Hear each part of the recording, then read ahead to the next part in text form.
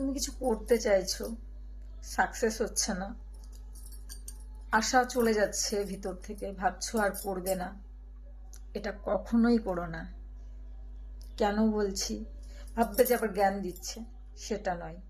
সেটা আমার ক্ষেত্রেও, আমারও কোনো কিছুতে বাধা আসে, তো আমি কিন্তু সেটা নিয়ে হাল ছাড়ি না, সত্যি কথাই ছাড়ি না।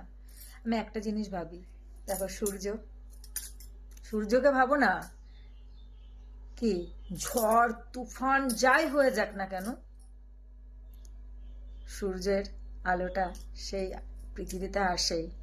তাহলে কত কিছু বাধা সব সম্মুখীন হয়ে আসে, তো হেরে তো যায় না, পিছিয়ে তো যায় না।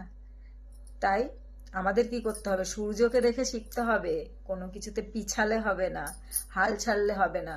সাকসেস আমাদেরকেই আনতে হবে সূর্যের মতো, তাই তো?